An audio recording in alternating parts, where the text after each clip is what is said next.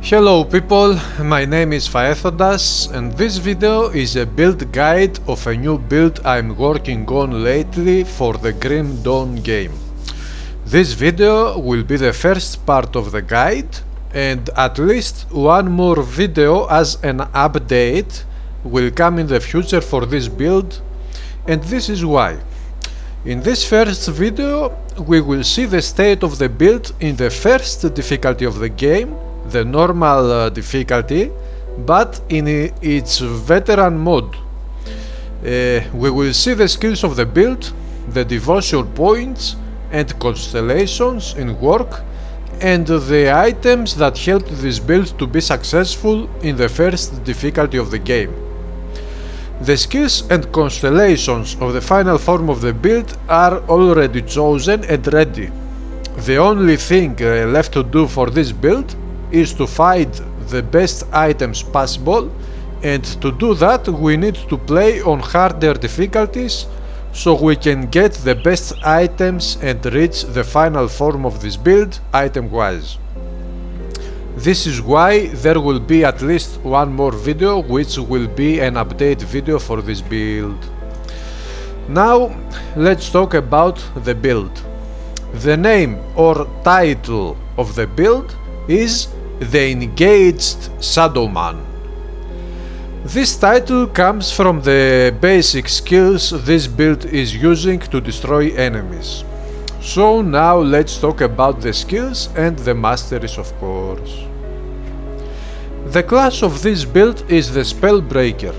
This class is the combination of Nightblade mastery and Arcanist mastery. The first mastery I chose to level up was the Nightblade. As you can see in the screen, I have very few skills activated in this mastery. The skills of choice are the Shadow Strike and the Ring of Steel. The fighting style of this build is to get engaged in battle by using Shadow Strike skill, which has an awesome technique to confront enemies in a fast and tricky way, and when you are in front of them, to use the Ring of Steel and cut them to pieces. This build is clearly a melee build, and it is always fighting on the front lines of battle. The Shadow Strike deals main HUD damage, piercing damage, cold damage, and it stuns the enemies for 1.5 seconds. It also has a 500% movement speed, so it is fast and furious. Later in the game I chose to invest points and max out the Nightfall add-on skill to the Shadow Strike. This skill adds main HUD damage, but not so much of it, more cold damage, frostburn damage over time, life leech over time, and it has a chance to put enemies to sleep for some time. This will be maxed out in the future. Now the Ring of Steel. It deals a good main HUD damage, piercing damage, and it stuns enemies for 1.5 seconds. We also use the modifier of the skill, the Ring of Frost, which freezes targets for 3 seconds, and it makes 75% piercing damage to convert to cold damage. As you may already have figured out, this build uses cold damage and piercing damage as the main damage dealers for the attacks.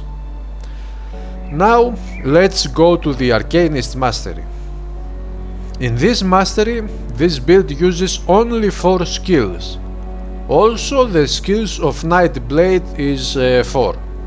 The skills of choice are the Inner Focus. It boosts our spirit's attribute points and our offensive ability for more critical hits. This skill is going to be maxed out. Arcane Will. When our health drops below 70%, our damage gets a nice boost for 6 seconds, and we get more energy regenerated per second. This is a useful trick which helps a lot in tough battles. This skill is also getting maxed out in the future. Mirror of Ereoctis. This skill is a very important one.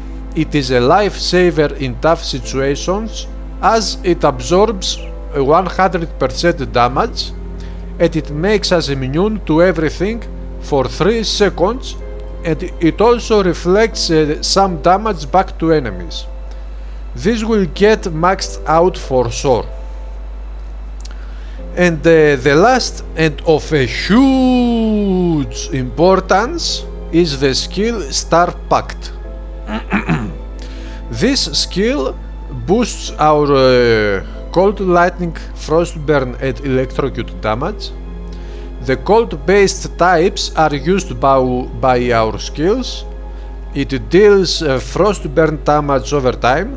It converts some physical damage to cold damage, and the most important of this skill is that it grants cooldown reduction to our skills.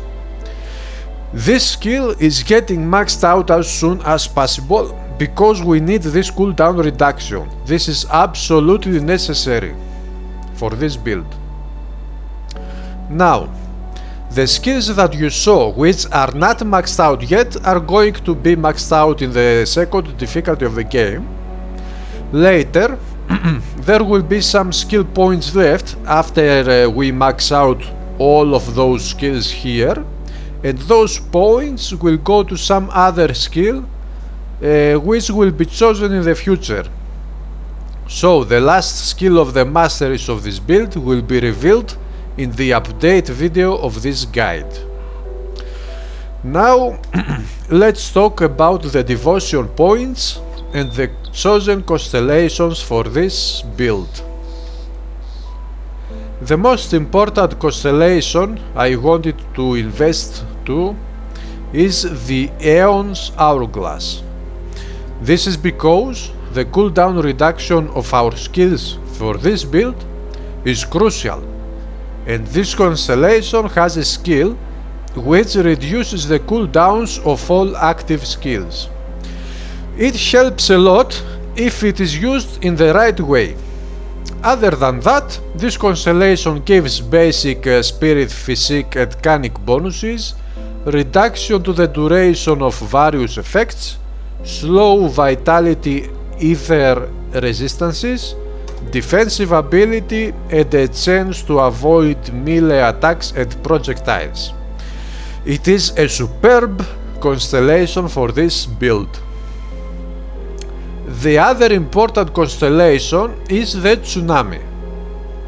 This one has a very good skill called Tsunami, which deals main head damage, cold and lightning damage and frostburn damage over time. This constellation also grants more cold and lightning types of damage and more physique and spirit. The Lizard. It gives more health and health regeneration and more constitution. The Viper. It gives more spirit, energy leech type of effects, vitality resistance, offensive ability and reduced target's elemental resistances for 3 seconds. The Vulture.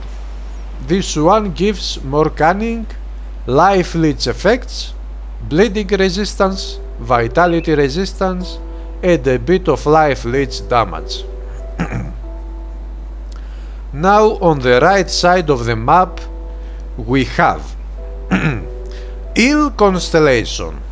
It gives defensive ability, chance to avoid melee attacks and projectiles and pierce resistance. Hound. It gives more physique, more armor, piercing retaliation and bonuses to pets, but we don't care about pets because we don't use any pets. The Lion Constellation. We get health and defensive ability, more spirit and more damage, 15% to all damage, which is very nice. Rain constellation. We get more physique and spirit, more damage, reduction to spirit requirements for weapons, poison, acid, vitality and elemental resistances. The next constellation, which is not complete yet, is the Scales of Ulkama. This gives more health and energy points, health regeneration, a big boost to our damage, energy regeneration and a skill called Tip of the Scales. This skill deals vitality damage, energy leads over 2 seconds and 85% of attack damage converted to health. This skill is going to be attached to the skill Mirror of Ereoctis, so it can help us even further with life regeneration in the heat of the battle. There is one more constellation this build is going to use. It's the Tree of Life constellation up here. This constellation is all about more health and health regeneration, and it has a skill also which is called Healing Rain. This skill, when it is activated, it grants health points restoration, health regeneration and energy regeneration. This skill is going to be attached to the Star Pact skill, so it will be activated many times automatically because the Star Pact skill is always active. Now, as you can see here, I already have gotten 42 out of 50 devotion points, and I have played only on the first difficulty level of the game. In a normal way of playing the first level, one can gain only 28 devotion points. So, if you are wondering how the hell did I get so many points so fast, please hit the link on the screen and watch the video about a tip on how to do that without cheating or modding the game or the save files of your character. After all of this skill and constellation stuff, let's see the items of this build. This build deals piercing and cold damage, so the items we should try to find and use should give bonuses mostly to piercing and cold damage. Also, we care about to improve our cooldown reduction of our skills, so we need items with this bonus too. The first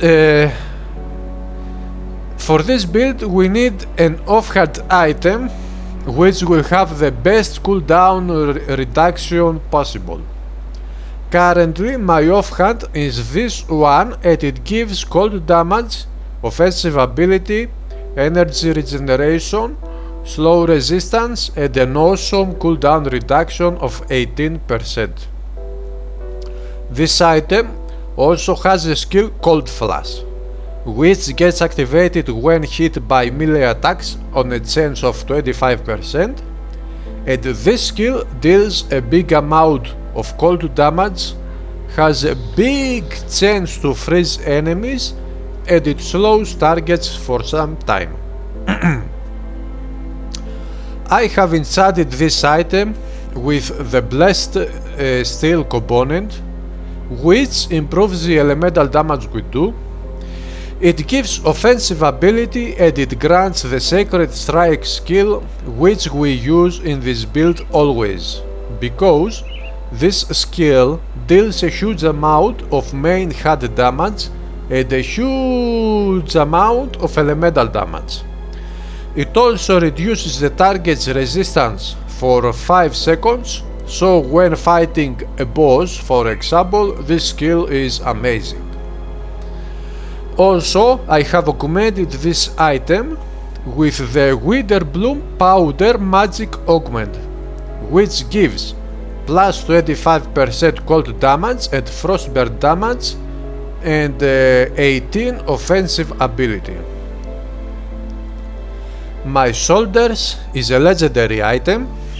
This item is not very good for my build, as it gives bonus to lightning type of damage, but it has a big armor bonus which is very useful for me, and big elemental resistance too. This item will be replaced for sure, but for now it is very good for the first difficulty level on the veteran mode. Inscribed bracers, epic gloves. This is a nice item for my class and my build, although it is going to be replaced in the future. It improves my elemental damage, thus my cold damage. It gives casting speed, which is awesome, skill disruption protection, and +2 to Kalidor's Tempest skill. I am not using this skill, so I don't need this stat. I attached a spell woven threads component to this item, so I can get more frostburn damage, more spirit, offensive ability, and more casting speed. Desecrator Threads Boots. A very nice item to be replaced though.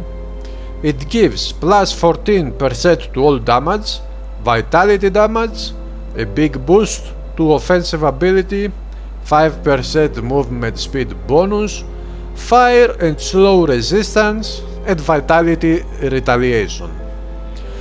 I put a Mark of the Traveler component to upgrade my movement speed, slow resistance, and health regeneration.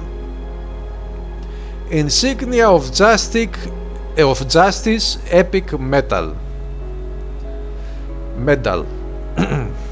We get piercing damage from this one, more cunning attribute points, and +2 to the Shadow Strike skill, which is one of our primary skills for this build. I did put a Roiling Blood component to boost my physical damage and offensive ability. I use a green belt currently. It gives +31% elemental damage. Also it gives frostburn damage and other irrelevant types of damage, more cunning and elemental resistance. This is a very nice belt which was enchanted by the rigid shell component for more physique and armor points and lightning resistance. I use the Calamity Relic, which improves physical damage and offensive ability, also fire damage, and it grants a skill called Calamity, which releases 8 projectiles that deal physical fire and burn damage. Also, the completion bonus of this relic is more spirit and cunning attribute points. Epic Pants, sad leather leggings. It has good armor, it gives pierce and cold damage, many points to cunning attribute, cold resistance, and chance to avoid melee attacks, and +2 to Knight's Chill skill. I did put a rare component which grants more physique and armor to my hero. My green ring gives either damage, which I don't care about, bleeding damage, physical damage, attack speed, and pierce resistance. It has been enchanted by the Roiling Blood component for more physical damage and offensive ability, and also by the Magic Augment Conjurer's Powder, which gives more elemental damage and more health points, plus a bonus to pets, which is irrelevant. The epic ring I use is the Chill Surge ring. This is the perfect ring for this build, at least for the first difficulty of the game, as it gives more cold damage, 5% chance to freeze target for 2 seconds, more spirit and offensive ability, and also cold resistance. Also, The most important thing about this ring is the skill it grants, the Flash Freeze. This spell freezes enemies, and it is a big factor of success for this build. It also deals cold damage and frostburn over 2 seconds, and I have enchanted this ring with a polished emerald component for more physique, cunning and spirit points, and with the magic augment conjurer spawner for more elemental damage and more health points. Now for the last 4 items. My chest armor, head armor and amulet belong to the same set, which is the Herald's Regalia set. The bonuses of the set, which I get because I have it completed, is the Ether and Chaos resistances, small numbers but useful anyway, and the most important is the +1 to all skills. This chest gives more physique and cunning points, more constitution, pierce resistance and poison and acid resistance. I put a Chains of Oleron component to it so I can get more damage and less entrapment duration. The amulet of the set gives more physique points, 4% total speed vitality resistance, 50% skill disruption protection, which is very good, and a chance to stun retaliation. Also, it grants a skill which stuns a target for 2 seconds. I enchanted this amulet with a Conjurer's Powder augment to gain more elemental damage and more health. The final piece of this set is the helm, which gives many physique points. Don't forget that more physique points means we can equip better items, more spirit, which also upgrades the damage of this build, reduced stun duration, and the very important 5% skill cooldown reduction. We need as much as we can get of cooldown reduction, so it is very good. It also grants the skill Diplomacy, which stuns targets for some time and has a good chance to confuse targets for 6 seconds. I put the Runestone component to this helm so I can get more elemental damage, more armor and more elemental resistance. And for the finale, the weapon, Soul Thief, an epic weapon which deals not big amounts of basic damage, but it has various types of basic damage, and it also gives bonus to elemental damage, which we need as we do mainly cold damage, many spirit points which boosts our cold damage even further, +2 to Kalidor's Tempest and +1 to Shadow Strike. I don't use Kalidor's Tempest in this build, but Shadow Strike is one of the 2 main skills of this build, and it gets 1 point from this weapon, plus 2 points from this medal, and +1 point from the Herald's Regalia completed set. So the Shadow Strike skill is on the +4 skills after it's maxed out, and currently it is on level 20. This weapon also grants the skill Soul Steal, which deals a good amount of main HUD damage and elemental damage. It reduces the health of enemies, and 33% of attack damage gets converted to health, so it helps with the survivability of this build. Also, I have enchanted this item with the Blessed Steel component to gain even more elemental damage and offensive ability, and with the magic augment Winter Bloom Powder for more cold damage, frostburn damage and offensive ability. The attribute distribution is almost equal between Cunning and Spirit, with the Cunning having a small advantage of 8 more points. This build needs both attributes to be as high as possible because it depends on both piercing and cold damage. Cunning improves physical and piercing damage, and Spirit improves cold damage. So, that's it for this guide. This is the build called The Engaged Shadowman. I made this guide after I killed the last boss Logorian of the game on the first difficulty of the game in the veteran mode, and there will be one more video in the future which will show the upgraded version of this build. Thanks for watching. If you like this video, please hit the like button. Support is always welcome and helpful. Subscribe for more videos, share this video, and the future is coming. More videos too.